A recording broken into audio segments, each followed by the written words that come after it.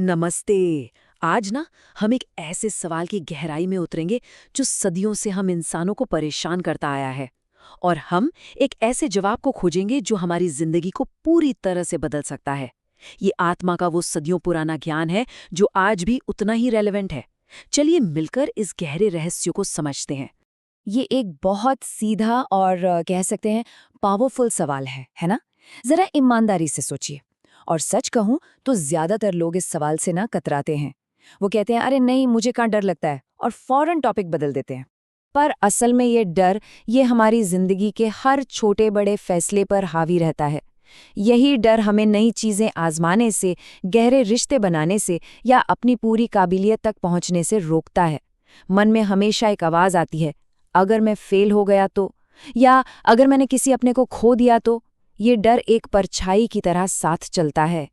तो चलिए एक सफर पर चलते हैं, समय में पीछे, करीब 5000 साल पहले, कुरुक्षेत्र के उस विशाल युद्ध के मैदान में, जहां इतिहास का शायद सबसे बड़ा संवाद हुआ था।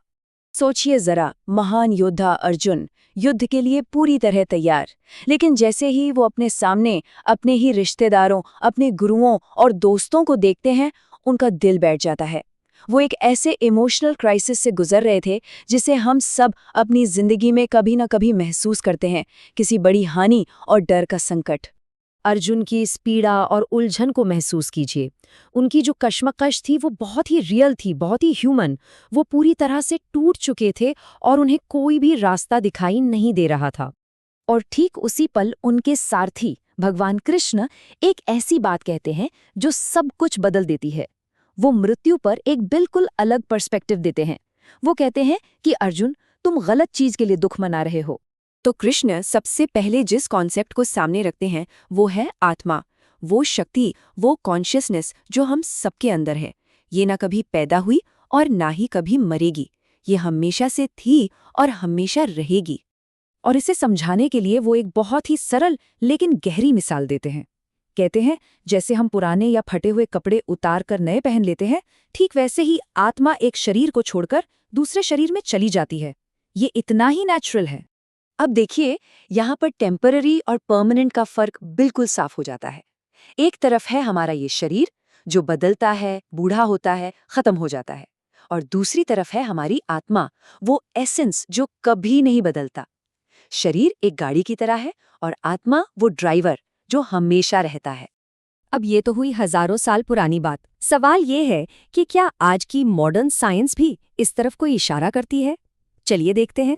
मॉडर्न फिजिक्स का एक फंडामेंटल लॉ है जिसे कहते हैं law of conservation of energy.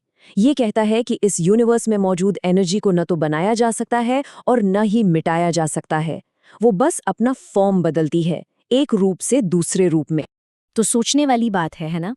अगर एनर्जी कभी खत्म नहीं हो सकती, तो हमारी चेतना, वो लाइफ फोर्स जो हमें मैं होने का एहसास दिलाती है, क्या वो कभी खत्म हो सकती है? या क्या वो भी सिर्फ अपना रूप बदलती है? और देखिए, सिर्फ एंशिएंट विजडम ही नहीं, आज के दौर के थिंकर्स भी कुछ ऐसा ही मानते थे। स्टीव जॉब्स ने कहा था कि मौत लाइफ का सबसे बड़ा इन्वेंशन है। ये पुराने को हटाती है ताकि नए के लिए जगह बन सके। ये एक नेचुरल साइकिल है, अंत नहीं। तो ठीक है, ये फिलॉसफी तो समझ आ गई, पर इसका हमारी डे टू डे लाइफ में क्या मतलब है? क्योंकि ये ज्ञान सिर्फ मरने के लिए नहीं है, बल्कि सही ढंग से जीने के लिए है। देखिए, जैसे ही ये बात दिल में उतरती है ना कि हमारा असली मैं अमर है, तो खोने का डर वो धीरे धीरे खत्म होने लगता है। हम बिना डर के प्यार कर सकते हैं, बिना हार के डर के अपने सपनों के पीछे जा सकते हैं और हर पल को बस जी सकते हैं।